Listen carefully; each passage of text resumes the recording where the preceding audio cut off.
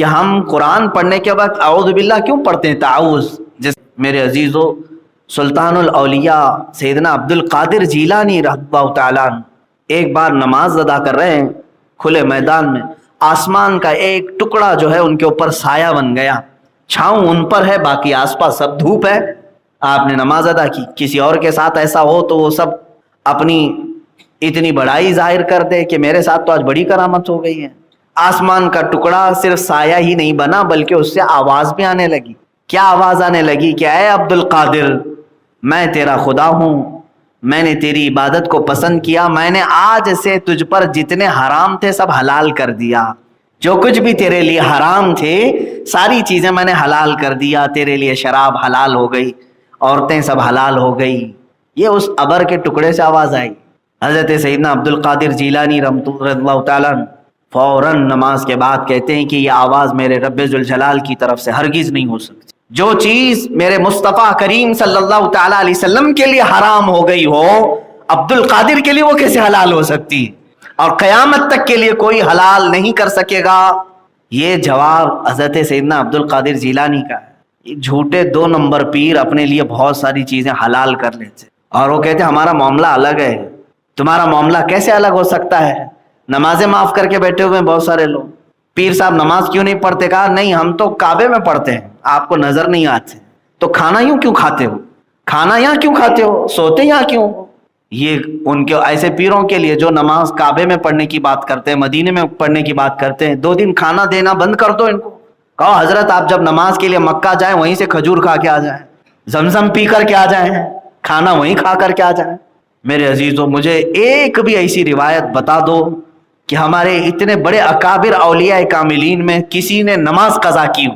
سرکار غریب نواز رضی اللہ تعالیٰ عنہ، حضرت سیدنا عبد القادر جیلانی رضی اللہ تعالیٰ، کبھی ان کی ایک نماز قضا کیا ہے انہوں نے جان بوجھ کر؟ یا اپنے کسی مرید سے کہا ہے کہ تم نماز نہ پڑھو میں تجھے بخشوا دوں گا، معاف کرا دوں گا؟ مجھے ایک روایت ایسی بتا دو۔ جب وہ پیران پیر ہو کر بڑے ولی ہو کر کبھی انہوں نے ایسا اعلان نہیں کیا، تو پھر یہ حرام حلال سب استعمال کرنے والے 2 نمبر کے جعلی پیر کیسے کہہ سکتے ہیں کہ تو نماز نہ بھی پڑھے تو میں تجھے معاف کرا دوں گا، میں ہوں نا تیرے پیچھے؟ بہت سارے مرید اسی بات میں ہیں، پیر صاحب بخشوا دیں گے، کہاں بخشوائیں گے؟ وہ خود جہنم میں جا رہے ہیں اپنے بدعمالیوں کی وجہ سے۔ عزیزان گرامی، حضرت سیدنا عبد القادر جیلانی رضی اللہ تعالیٰ عنہ جب یہ آواز سنتے ہیں تو جواب کیا دیتے ہیں؟ یہ میرے خدا کی ہو ہی نہیں سکتی، میرے رب کی طرف سے نہیں ہو سکتی یہ چیز، یہ تو ابلیس ہے، شیطان ہی ہے جو مجھے بہکانے کی کوشش کر رہا ہے۔ تو وہ بادل کا سایہ جو تھا وہ دھواں بن کے چلا گیا۔ شیطان اتنا بھی کر سکتا ہے، اندازہ کرو، وہ آسمان پر ابر بن کر کے تمہارے اوپر چھاؤں لا سکتا ہے، اس کا مطلب یہی ہوا نا، وہ ہوا ہو گیا، دھواں ہو کر کے ختم ہو گیا، اور پھر ابلیس لعین سامنے آیا۔ کیا پہچان لیا تو نے عبد القادر؟ تو بہت بڑا عالم ہے، بہت بڑا عالم ہے تو، اور تیرے علم نے تجھے آج بچا لیا، اگر تو عالم دین نہیں ہوتا تو میں تجھے گمراہ کر دیتا۔ اب سنو، سرکار عبد القادر جیلانی رضی اللہ تعالیٰ عنہ کہا کہ اے ابلیس لعین، تو دوبارہ مجھے گمراہ کرنا چاہ رہا ہے، میرے علم نے نہیں بچایا، اللہ کے فضل نے بچایا۔ وہی رب تعالیٰ فرماتا وَلَوْلَا فَضْلُ اللَّهِ عَلَيْكُمْ وَرَحْمَتُهُ لَاتَّبَعْتُمُ الشَّيْطَانَ، اگر اللہ کا فضل اور اس کی رحمت تمہارے ساتھ نہ ہو تو تم تو شیطان کے پیچھے لگ جاؤ گے۔ یہ اللہ کا فضل ہے جو ہمیں بچایا ہوا ہے۔ اسی لیے میں نے اعوذ باللہ من الشیطان الرجیم کی تفسیر میں عرض کیا تھا شروع میں، مفسر شہیر حضرت حکیم الامت احمد یار خان نعیمی رحمۃ اللہ تعالیٰ علیہ نے بھی اس کو بیان فرمایا کہ ہم قرآن پڑھنے کے وقت اعوذ باللہ کیوں پڑھتے ہیں؟ تعوذ، جس کا مطلب ہوتا ہے نا میں پناہ مانگتا ہوں، اے اللہ تیری پناہ مانگتا ہوں، کس سے؟ شیطان مردود سے۔ ہم ہمیشہ پناہ مانگیں۔ اور آپ تو یہ سوچتے ہوں گے کہ صرف قرآن پڑھنے کے وقت تعوذ پڑھنا چاہیے، بلکہ ہمارے بزرگوں نے بہت ساری زندگی میں عملیات بھی بتائے ہیں کہ تعوذ پڑھو آپ۔ جب آپ کو گناہوں کی خواہش ہونے لگ جائے اور اپنے آپ کو کنٹرول میں نہیں لا پا رہے ہو تو اعوذ باللہ کی کثرت شروع کر دو۔ اعوذ باللہ من الشیطان الرجیم، اعوذ باللہ من الشیطان الرجیم، زیادہ سے زیادہ پڑھنے لگ جاؤ۔ اعلیٰ حضرت فاضل بریلوی رحمۃ اللہ تعالیٰ علیہ خود فرماتے ہیں کہ میں سب سے زیادہ تعوذ پڑھتا ہوں۔ غصے سے بھی بچو گے، بہت ساری ایسی خرافات جو تمہاری نیکیوں کو تباہ کرتی ہیں ان سے بھی بچو گے، کیونکہ یہ سب شیطان کے حملے ہیں۔ اور جو تعوذ پڑھا، اعوذ باللہ پڑھا، اس کے ساتھ ہوگا کیا؟ مثال کے طور پر میں آپ کو بتاؤں، کہ آپ اللہ سے ڈائریکٹ پناہ مانگ رہے ہیں, اللہ کی بارگاہ میں ڈائریکٹ پناہ مانگ رہے ہیں کہ اللہ تو خود بچا لے مجھ کو, تو خود بچا لے. اس کو انہوں نے ایک مثال سے, مفسر شہیر نے ایک مثال سے یوں بیان کیا. کبھی آپ نے اپنے کسی ساتھی کے بڑے گھر یا وزٹ کیا, کبھی ملاقات کے لیے, یا چلیں کسی ایسے کے گھر جانا تھا جس کے گھر کے چوکھٹ کے باہر کتا بیٹھا رہتا ہے, پالا ہوا ہو یا پھر ایسے ہی روٹی ڈالنے پر بھی پل گیا ہوا ہو. آپ دیکھے ہوں گے, آپ اپنے قریبی عزیز کے گھر جا رہے ہیں اور گھر کے قریب پہنچے ہیں, دروازے کے پاس کتا بیٹھا ہوا ہے, بھونک رہا ہے, آنے نہیں دیتا. آپ نے بچنے کی بہت کوشش کی, کبھی ادھر سے کبھی ادھر سے, لیکن کتا بڑا ڈینجر ہے, وہ وہاں بھونکنے لگ جاتا ہے. پھر آپ کیا کریں گے؟ لکڑی بھی اٹھائے, پتھر بھی اٹھائے, لیکن وہ طاقتور تھا, کسی اور جگہ سے حملہ کر دیتا. تو آپ نے آواز لگائی اپنے دوست کو ہی, کہا کہ بھائی باہر آ جاؤ ذرا, تم اپنے کتے کو سنبھالو, مجھے اندر آنے نہیں دے رہا ہے. تو یہ ایک دنیا کی مثال ہے تقریب فہم کے لیے. وہ آیا, کتا اسے جانتا ہے, کتے سے اس نے تم کو الگ کر دیا اور دروازہ کھلا, اندر چلے گئے. تو یہ تو ایک دنیاوی ایک تقریب فہم کے لیے بتایا گیا, بلا تشبیہ بلا تمثیل. اللہ کی بارگاہ میں ہم نہ کوئی مثال دے سکتے نہ کوئی تشبیہ.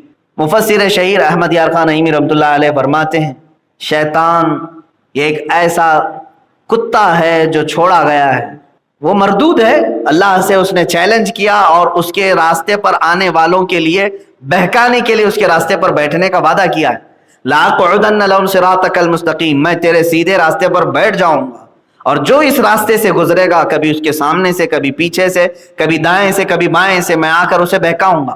یہ 8ویں پارے میں آیت ہے. شیطان نے اللہ سے یوں کہا ہے. تو آپ ظاہر سی بات ہے اس کے دربار تک پہنچنے میں یہی کتا حاوی ہو جاتا ہے, حائل ہو جاتا ہے, درمیان میں آتا ہے. کیا کریں ہم اس سے, کیسے بچیں؟ تو اسی لیے حکم ہوا میرے آقا صلی اللہ تعالیٰ علیہ وسلم کا کہ تم اپنے طریقے سے جتنی بھی کوششیں کرو گے اس سے بچنے کی, یہ کسی نہ کسی راستے سے پھر آ جائے گا, تو ڈائریکٹ اس کے مالک سے کہو جو اس نے اس کو بھی پیدا کیا. اعوذ باللہ, میں اللہ کی پناہ مانگتا ہوں, اے اللہ میں تیرے بارگاہ میں التجا کرتا ہوں کہ اس ابلیس سے لعین کے شرارتوں سے تو مجھے بچا لے. اور اللہ جس کی حفاظت پہ آ جائے پھر شیطان کا داؤ اس پر نہیں چل سکے گا. یہی قرآن میں بھی اللہ فرما رہا ہے, وَلَوْلَا فَضْلُ اللَّهِ عَلَيْكُمْ وَرَحْمَتُهُ لَاتَّبَعْتُمُ الشَّيْطَانَ. اگر اللہ کا فضل اور اس کی رحمت تمہارے ساتھ نہ ہوتی تو تم تو شیطان کے پیچھے لگ جاتے. اے میرے عزیزو, یہاں پر یہ فخر کی بھی بات ہے, گرو کی بات ہے کہ آج تم اسلام میں ہو اور اہل سنت و جماعت میں ہو. اللہ نے اپنی اور اپنے حبیب اور محبوبوں کی محبت تمہارے سینے میں رکھا. یا اللہ کا فضل اور اس کی رحمت نہیں ہے تو اور کیا ہے؟